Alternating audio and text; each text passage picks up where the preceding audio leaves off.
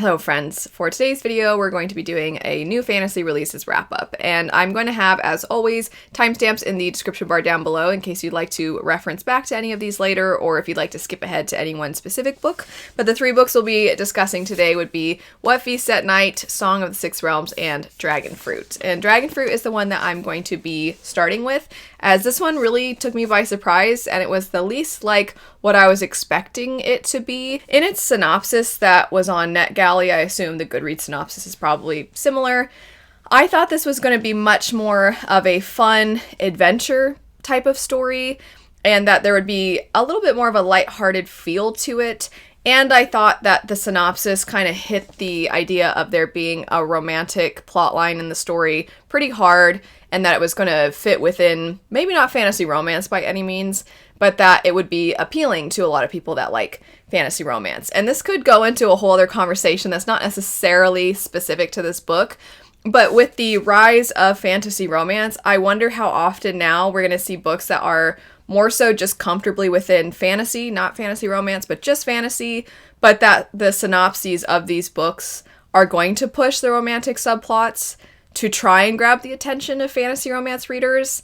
And while I think that might be beneficial to sales initially, I think the result is going to be that a lot of fantasy romance readers are inevitably going to be disappointed, because that's not really what the story had.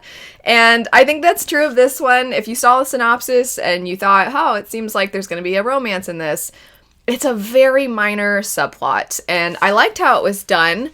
It exists, but it's not the focus of the story whatsoever. This came across so much more like being told a tale somewhat reminiscent of a lot of older fantasy works. If you're somebody who finds you don't typically pick up young adult fantasy simply because you maybe aren't the target demographic, a lot of the themes that are within YA are not themes that you, at this time in your life, are finding that you connect with. I still think there's a chance that you might enjoy this, as the themes felt more as though they were broader reaching. It's very much about holding on to your culture and holding on to what you value, tradition, and you could almost say all the things that have been passed down for generation after generation, despite the fact that the world is moving forward. You see this in the form of the antagonists. The setup of the story is that you have these dragon fruit, which are dragon eggs, and there are tales that dragon fruit can help people. It's almost like it can grant a wish, but that comes at a price. So they have healing properties, but the extent of those seem to come at the expense of someone else. And you see that as being the case with our main character, who was somebody, it would seem, who was almost brought back from the brink of death as a result of somebody else stealing a dragon egg and then using it to help her. However, she ended up growing up basically as an orphan from that point on, and her life has been very, very difficult since then, and she is kind of having this return to coming home. However, she was not the intended person for the dragon fruit. Someone else was supposed to get it, so now she feels like she's living at somebody else's demise, and she wants to right that wrong. The only way she knows how, though, is to find a dragon egg herself. So she is trying to do this. She has an immense respect for the dragons. In trying to find dragon eggs, she's learned a lot about them and about how they function, how similar to people, they have families, they have ways of doing things, they have patterns. There's different dragons with almost like different personalities. And so she has a lot of respect for them, but she also wants to right the wrong that she feels like her very existence creates. And the antagonists in this story are people who are looking to gain from not just dragon eggs, but dragons as a whole. They have no respect for them. They see them as a means to make a profit. So you'll see them using their scales to create armor, weaponry. They track her because she seems to have this connection with the dragons. So these antagonists track her to try and find the dragons themselves. On surface level, they are a thorn in her side, to put it mildly, as a result of the fact that they're just pursuing her all the time. But I think on a broader scale, they sort of represent this relentlessness that we go after things that we find profitable. And she, while she wants to, as I said, right the wrong of what she feels like is this guilty existence she has, she also doesn't want to have to do this. She doesn't want to have to disrupt the lives of dragons. The dragons are also pretty ruthless. I mean, they are basically like animals that if you get in their way, they're gonna kill you. I don't think this is necessarily a really personal story. I was talking about, I thought it was gonna be this like fun adventure, and I would say it's a little bit more like being told this story, and thus there is some distance to some degree between you and Hanalei, and then there is another character that you get a perspective from that I liked quite a bit. It doesn't have that close connection though, but I don't know that it really needed it. For me, this reminded me very much of something like Untethered Sky. I think that the themes themselves reminded me a little bit of Princess Mononoke, if you're a fan of that. I love that movie. I'm not saying that this is like up there. I mean, I'm not saying it's not good. I liked this a lot, but I love Princess Mononoke. But anyway, some of those themes I think you see in Iron Town in Princess Mononoke, and then you also have Son. Anyway, I don't need to get into Princess Mononoke and hyping that up. It's so good though.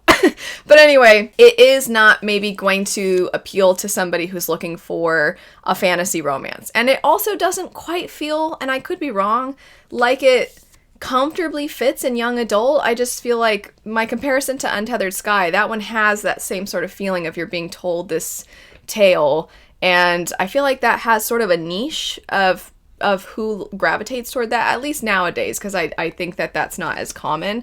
I liked it quite a bit. I wouldn't say I was incredibly moved, just as a result of the fact that I am such a character-driven reader, but I still thought it was well written. I liked the execution of the themes. I liked the way in which the concept of being told a tale was done. I want to be clear, though, if you have read Untethered Sky and you know that story covers a large time span, whereas this one is really zeroed in on one specific chunk of time. I do want to highlight one of the things, the world things, that I thought was so cool, and it's kind of sort of like familiars, where you have these animal companion, mythological creature companions. The way in which those form, I thought was so unique. So that was the coolest part. I was like, oh, that's so cool. I need more things like this. So these tattoos will show up at some point, usually as you are kind of growing into an adult. There will be some individuals that have these tattoos show up. You have one character that has a spider, one character has a bat. So you see the bat on the cover here, and those can come off of your skin and then be in existence. And I'm just like, oh, that's so cool. I think I've never seen something like that in a story before, so I absolutely loved that particular world building detail. But anyway, moving on now to What Feasts at Night. This is very, very short, as you can see, and this is part of the Sworn Soldier series, with the first one being What Moves the Dead. The first one is a retelling of the fall of the House of Usher, and you are following a character as they are revisiting some people that they know, and strange things are occurring that have to do, it would seem like there's something going on with the plant life in this area, mushrooms, fungus, we don't really know, but we have other characters that are trying to figure out how is this affecting people, because it definitely is affecting people. They're not behaving normally, it seems like they're dying, and it gets very sort of disturbing in its depictions, but I personally was never truly frightened, even though I feel like there are things that are certainly creepy. T. Kingfisher has a way of writing that is very inviting, and it sort of creates a, what would you actually think if you were in that scenario? You probably wouldn't have these really beautiful, sophisticated thoughts while all these disturbing things are happening. You'd pretty much be like, what is going on?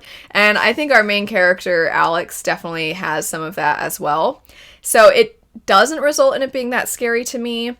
The second one, I would say that was true for as well. Something I really like that T. Kingfisher does in both of these is takes this idea of something happening in a historical setting, because these do take place a few hundred years ago, and you're looking at, are these things actually paranormal in some sense, or is this a result of nature? However, because they don't have the advancements that we have now, they would assume that it has to be some kind of paranormal thing.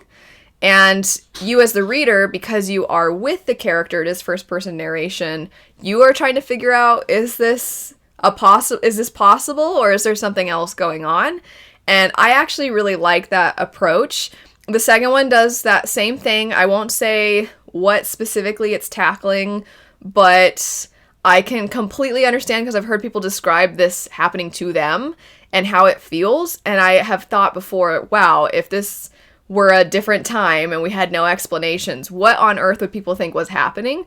So I think she explores that really, really well. But what might kind of surprise some people is that I think that she really does, Kingfisher really does a great job showing the effects of war, because our main character has been in war before, and the PTSD and the way it's expressed is so good. So I wanted to read a section that I thought did this phenomenally. It's not going to spoil anything, but if you are interested in seeing how it's done, it's very brief and I think very impactful. I really enjoyed this. To set up this scene, our main character is imagining themselves on their old horse, Skipper, which was the horse they had during war, and they understand on a basic level that they're not back where they were before. They understand that they're on their other horse right now, but in their mind is kind of taking them back to this particular event. So with that setup, it says, if you'd asked me, I could have told you that I was in Galatia. I could remember that I'd lost Skipper years ago when he put his foot in a rabbit hole and that there wasn't a front. But those were merely facts and they didn't change that I knew, half awake as I was. Because of what I knew, when I heard a voice ahead, my first thought was, why is Miss Potter here in Serbia? I looked down and my horse was bay instead of gray, and of course he was Hob, not Skipper, and then I shook myself and sat up a little straighter and the war receded behind me. I sometimes think the fundamental disconnect with civilians is that they think a war is an event, something neatly bound on either end by dates. What anyone who's lived through one can tell you is that it's actually a place. You're there and then you leave, but places don't stop existing just because you aren't looking at them.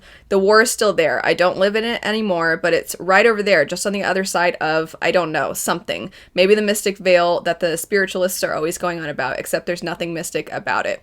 And sometimes, for a little while, I slip over into that other place, the war. That's the problem with all those well-meaning people who try to comfort you by telling you that everything's okay. You're home now. The war's over, as if you're an idiot who can't read a newspaper and see that an armistice has been declared. It's like telling someone that Greece is over there, or England, or Russia. It's nonsensical. Places aren't ever over, except maybe Pompeii, which is T. Kingfisher just being her usual self and having some humor mixed in. Still, we pretend to believe it, all of us who sometimes fall over into that familiar place. Trying to explain that the war will never be over just makes you sound either mad or self-pitying, and makes your relatives look at you worriedly and pat your hand, and that's far more exhausting. You learn to just smooth over the conversation and get on with things. It doesn't feel like a lie. As long as you don't hurt anybody and don't act too obviously strange, most people will let it go. The other ones, like you, understand. We all realized long ago that we're dual citizens now, and that we come from two different places, Galatia and the war. And maybe you are listening and you're like, yeah, that was fine.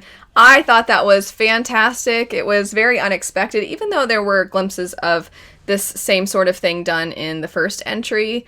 I don't know, that took me really by surprise. I didn't have tabs when I was at that part, so that's why I just have a random bookmark there, because I'm like, I don't want to forget this moment. I thought it was fantastic.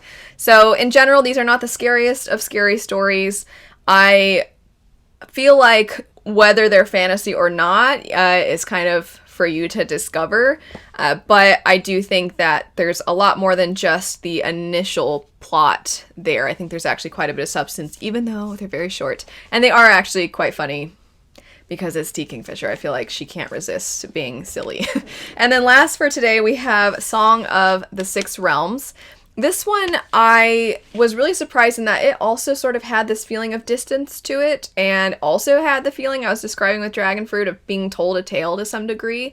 And it felt like this myth come to life. So you follow this young girl who, from the time she was very young, something happened with her family, so she was raised by her uncle, and he has, because he feels it's in her best interest, he's taken her to this place where she can be raised by this woman and these other young girls and women who work to basically perform and serve other individuals. So she's kind of like indentured, and she knows realistically that she is likely not ever going to escape this life. It's a okay life. It is probably better than what she would have had otherwise as a result of who her family members were that are dead now, and you don't really know everything, so that's something to uncover as you read through the story. But I think that you really feel for her initially, and something that connects her to her uncle who can't always be there with her and who also feels like it would put her life in danger if she was to be with him all the time. Something that connects them is her music and her skill with performing. And she is fantastic at this. She often is kind of in isolation, even though she lives with these other people. She kind of just keeps to herself, and her music is her muse. It is her inspiration. It's kind of the thing that helps her keep going. One day, though, a young man shows up at her place of work, and after a performance of hers, he wants her to have a private conversation with him. And he seems to be of some import, so a lot of the people are like, oh, what's going to happen? And he seems very specifically interested in her music and her instrument. And from there, things start to happen that are way outside of what is her norm. You see some kind of an attack from this strange creature, and he is offering to take her from this place, pretty much gives her the opportunity to work for him for a while, and then if she wants, she can then leave and go study on her own, and he'll make sure that she has the means to do that, or she can stay as one of his employees. And she just figures this is probably a better opportunity than she's ever going to get. It allows her to explore her music better, and then things start to get a lot more fantastical from there. There's a lot of lore in this story that it feels like our characters are caught up in as it is starting to actually manifest into something real. But I felt like for a lot of the story, I didn't quite ever feel like I had a full understanding of the lore, which I think puts you in the place of our main character, because they don't know everything. And so you're kind of with them where you're like, I don't know what's going on, but we're kind of caught in the middle of it. It doesn't, for me, make for the most edge of your seat type of story. It's much more of a go with the flow sort of setup, because you're like, okay, I guess these beings hate each other and they also have the ability to do this magical thing. Cool, okay, got it. And then you just sort of move forward, as opposed to a story where the stakes are set up, you know most of the rules and limitations of the magic, and then thus when something occurs where a character is running out of something that would refill some kind of power, if they don't have that and they're in the middle of a dangerous situation, you as the reader can think like, oh no, I am aware of how this is a bad situation, so now I am afraid. And that's not really, for me, the feelings that it had. It is so much more like we just dropped a character and then you, the reader, into the middle of something much more grand and epic in scope, and that it's very pretty. It feels like, oh, we're exploring what the lives of mystical celestial beings would be like. And if you like those kinds of stories, if you like feeling like you're just getting dropped into the middle of something much grander, then I think this one's going to probably really appeal to you, especially if you like feeling like I'm right there with the character and that's what connects me to them.